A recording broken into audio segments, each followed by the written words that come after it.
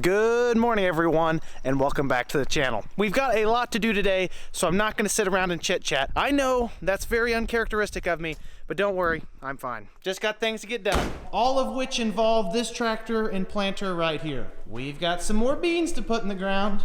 Maybe we could sneak away with the Exact-Emerge planter and we would turn a full day's worth of work into like a few hours worth of work.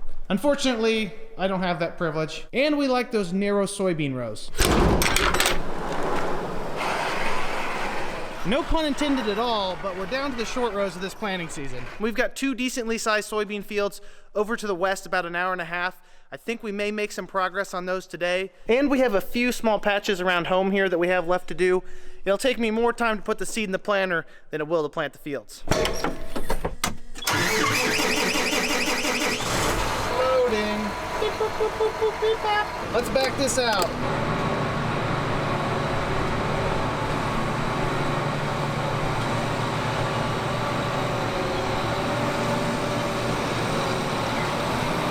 We'll do our best not to hit the field cultivators. They're kind of on a vacation right now. We only have a few acres around here. Not going to take much more than a few loose bags of seed. 3.5 maybe.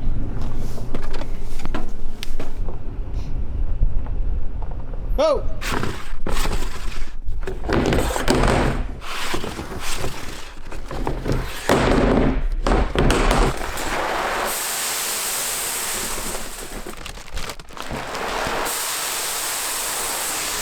There's some pretty favorable weather to plant some more crops today.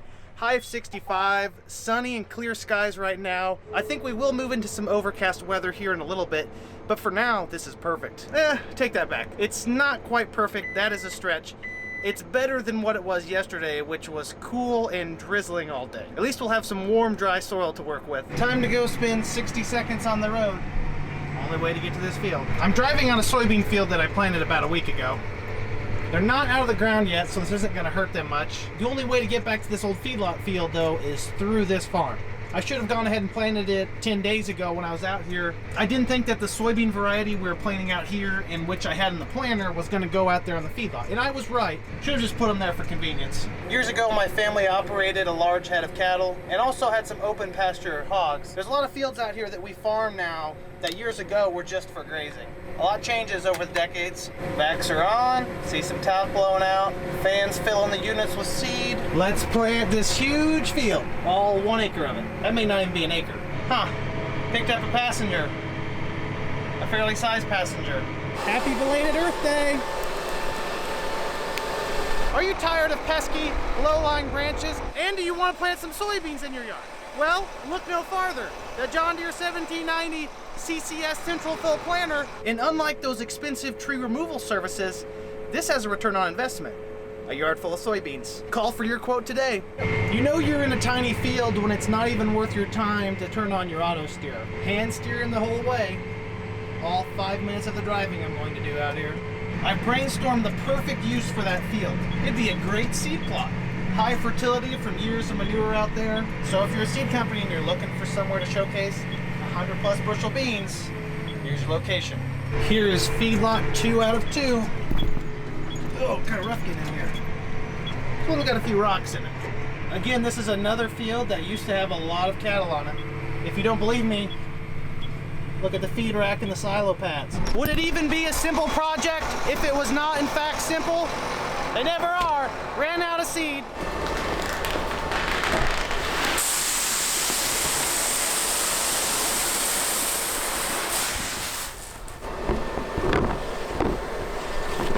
At least the seed shed isn't far away. Milk!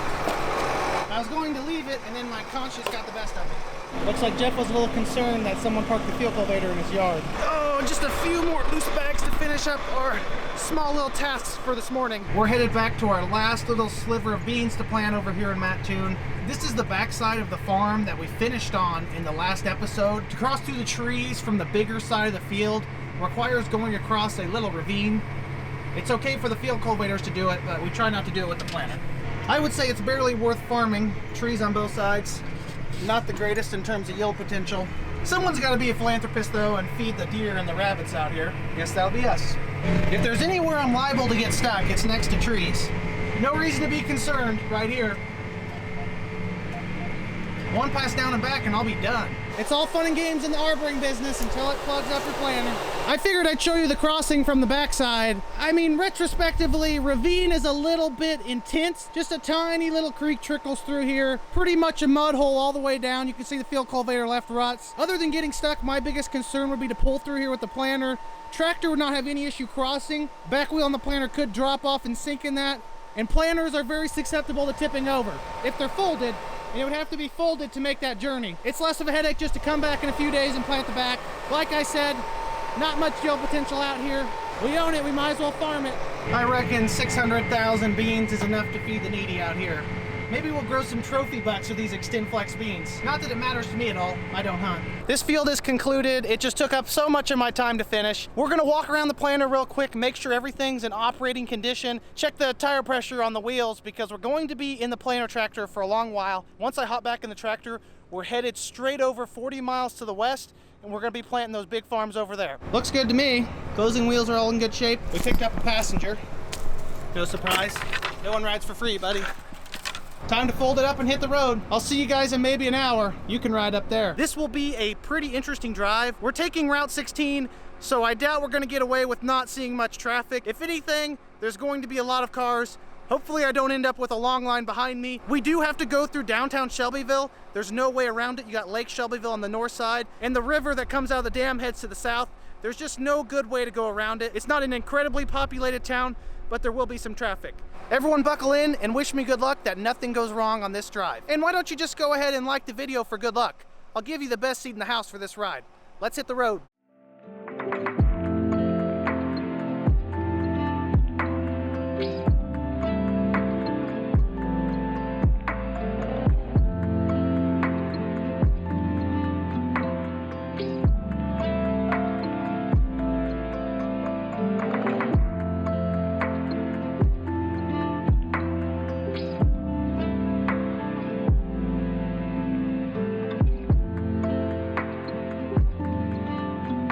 Quick stop at the Tower Hill Casey's. Need a snack and a 15-pack. That was a 15-pack of gum, by the way, you rascals. Beer's already in the book bag. Just kidding. Very few things in life you can count on. One of them is finding a Casey's in about any town. We are finally at our destination in not too bad of a time. Hour and 15 minutes, maybe.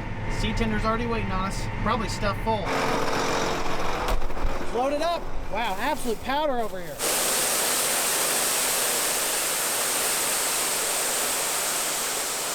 Beautiful day out here. We just loaded a Beck's 3995 XtendFlex soybean variety. The seed selection for this farm was up to the owner. We do not currently plant any Beck's other than this. We've tried it before. They have a considerable market share in Illinois, Indiana, and Ohio. I don't think you can go wrong planting their product. Another good family seed company. The XtendFlex platform is a great choice if you want the genetic yield potential that comes with Xtend soybeans, but also want the flexibility of Liberty. So I do commend the farm owner's choice on planting XtendFlex beans. I think that platform is going to have a lot of market share in the future. First time planting this farm, we dropped the population to 140,000 plants per acre on this field. That's about 25,000 lower than what we like to plant on our own farm. Again, that's not my choice. Statistically speaking, 140,000 in April is about the ideal population. In most of the long-term studies and research data, 140,000 is about the most economical population you can plant, and it tends to win in terms of final yield. We like to bump another 25,000 plants per acre into our farms just because we want the added weed control. More soldiers to fight the battle. Many different ways to approach farming. You guessed it, seed depth check. It's really amazing how well this type of soil responds to tillage. We just want them in the moisture. We don't need them too deep. There is rain in the forecast. They've backed it off. I think they were calling for 3 inches over the next week. We're closer to 2, maybe 1.5 inches. So we're not as worried about a heavy rain on top of the soil. The rainfall should be spread out. Doesn't really matter if there's no seeds out here. Where are these rapscallions at? There's one. It's easier to find seeds at 165,000 plants per acre than it is at 140. Where in the world are these things? There they are. About 1 inch to 1.5 inches in the ground. We'll take that. They're going in pretty far because this ground is powdered from the field cultivator. It's a good seed bed. Dry on top, a little bit of moisture underneath, but not muddy. Let's keep planting. I've impressed myself out on this farm with how well I mapped this with the gator. My lines are almost perfect, except for on the north end. I was a little bit off up there. Dad left the seed tender in a mildly inconvenient place, as is tradition. The drive over here was really not that unpleasant. I am blessed as the operator of our soybean planter to have a very narrow implement behind me. When the planter is folded up and the rows are lifted, it's actually narrower than the stance of the tractor. So as long as the tractor misses everything, the planter should too. I can only imagine the line of cars Jeff had behind him in the field cultivator though. That thing is not narrow. It's the opposite of narrow. It's wide and cumbersome. And Route 16 is nothing short of a very busy highway. He probably had a mile of cars behind him. That's just the price you pay to feed the world. I want the record to note that I did not hit that corner post right there, but I may have moved it when it was on the ground. As a gesture of goodwill to the neighboring farmers, I'm going to move it back to where it should be. It's not going to stand up because it's completely rotted out. I'll be back. Consider the olive branch extended. Just trying to be friendly. Some of you may be curious as to if it's common for farmers to travel this far for farm ground. The answer is yes and no. Some farmers do not want to go very far away from their homestead. Other farmers, especially large operations, will travel hours and hours to get to a field. The determining factor for our operation, and probably a lot of others, is do the ends justify the means? Is the added tire wear, machinery depreciation, and fuel cost justified to come over here and farm the amount of acreage? If this was 20 acres, the answer would be no. But it's 200 acres, and that's a completely different equation. To shoot some rough numbers out from the hip, I probably burned maybe 20 gallons of diesel fuel on the trip over here. I spent an hour and 15 minutes traveling. You have to consider the longer you're on the road, the warmer your tires get, and the larger chance there are that you ruin a tire or just wear them down quicker. So there's an added expense. You've got the hours on the machine. That lowers the value of it at the end of the day. And then you have your labor costs. My labor is free, but accountants say never to call your own labor free. I don't know that that argument ever works. Try telling that to a farmer. When you add all those expenses up, if this was a small tract, we may be losing money making this trek over. And that is why a lot of farming operations choose to just stay around home. And it's simpler logistically. You have all of your tools, storage, equipment, whatever you may need right next to you. Right now, the nearest thing to us would be finding a John Deere dealership as opposed to going home and getting the extra parts we have. Traveling considerable distances is just an unfortunate part of farming. Finding ground to farm is hard enough to begin with. Sometimes you have to make sacrifices to add acres to your operation. You have to run your own numbers and make your own considerations. This farm works for us. Like I said though, if it was a small patch, we wouldn't really consider it. I will count our blessings that we got two of the flatter farms in the area. There's a lot of big hills around. It's a large field, but long rows makes for easy work.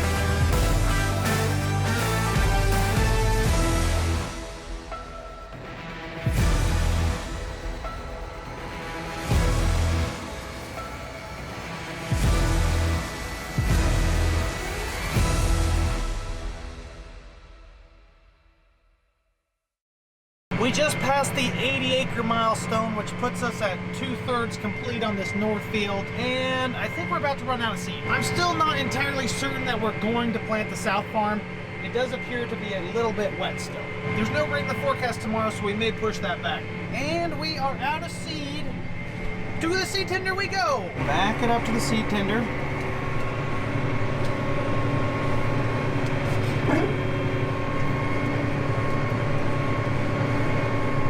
Our funds were to run out at about 90 acres, these 39.95 Beck's XtendFlex soybeans are pretty fat beans, so maybe that's part of the problem. Or not really the problem, because if the beans come harvest time are that big, that'd be a good thing.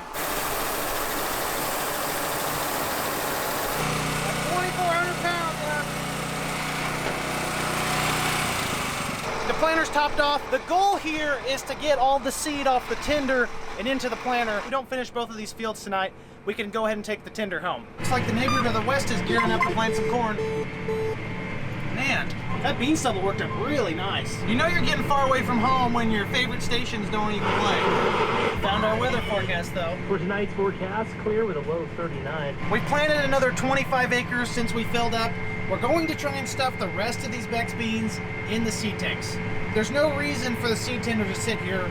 I've got 10 loose bags in the back of Dad's truck we're gonna stack on the planter. Should be enough seed to plant the rest of this farm. Hello, horses. Got her nice and jackknifed in here to get the seed tender.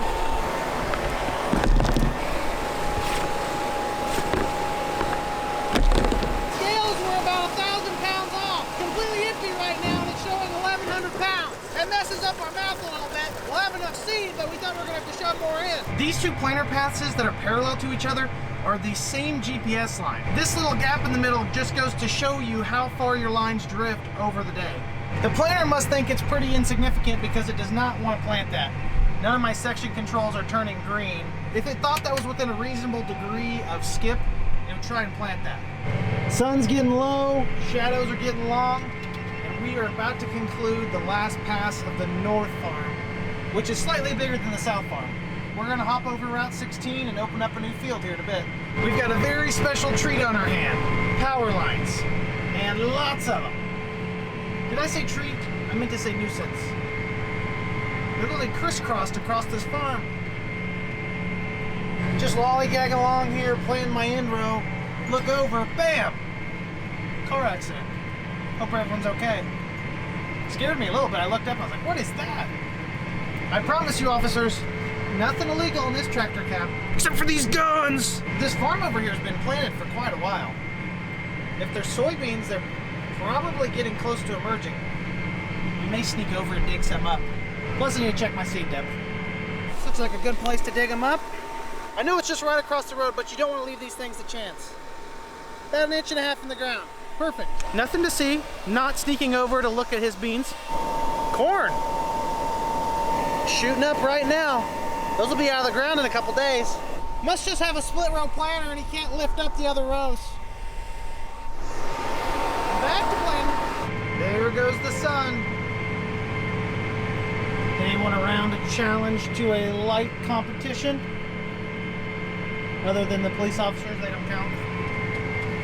No one farming around here. There were all sorts of tractors on the way here and there was a lot running and now I can't find anyone. Pretty much out of ambient lighting. Time to flip on the lights. Besides, this is my first time planting this farm. Probably should keep an eye out for any kind of obstacles or objects I don't want to hit. The planter is absolutely dialed in right now. Shooting for 140K, getting 140K. I don't entirely understand what makes it perform better sometimes versus the other. On the north side of the road, it was planting 137K, maybe 138K. Now it's planting 140,000 on the dot. Maybe it's a night owl just like me. Performs better when there's no light. Ooh, spooky. I was out checking things over, looking around, and I started to notice there's a ton of moisture coming up on this field. Seeing all this, I don't know that I want to keep planting. We're forecasting very warm weather tomorrow and a breeze. The field may actually be in better shape if I just pull the plug now, chalk this operation, and come back tomorrow. Plus, it's pitch black outside. I'm about to get in the maze of electric poles, and I don't quite feel like going bowling tonight. The tractor is starting to track in this loose, wet soil on top. Probably gonna head to the other end and just call it quits for the night. It just occurred to me why the planter is doing such a good job right now. As that moisture came up, we aren't seeing as much dust come off the topsoil. Before the sunset, this tractor was creating its own little mini dust bowl out here. Now there's next to no dust in the air. Those very fine particles of dirt get up in the seed tube and really confuse the sensors. So it's not like the planter wasn't performing well earlier, it just really wasn't getting the best readings. Now that there's no dust, you can see how good of a job it's doing. A little cool down after a nice, hard, long day's work. You never know when you have to pull an all-nighter. Fortunately though, that's not tonight. No man, it's that time of year. Bugs are going crazy for the lights. They may go through withdrawals. We're turning them off. Now I'm the only light remaining. See you later, tractor. I'm sure you could have guessed it, but that is going to be the conclusion for this episode. I thought we would finish everything up today. We just didn't get an early enough start coming over here to plant. Now, I don't think we really could have done it any better. The ground wasn't even really dry till we showed up, loaded the planter, and started planting. I will see you all in the next episode. I really appreciate you tuning in. Like the video if you enjoyed it, subscribe if you want to see more, and comment down below if you have any questions. You know I love to talk about farming. Have a great day, everyone. Peace!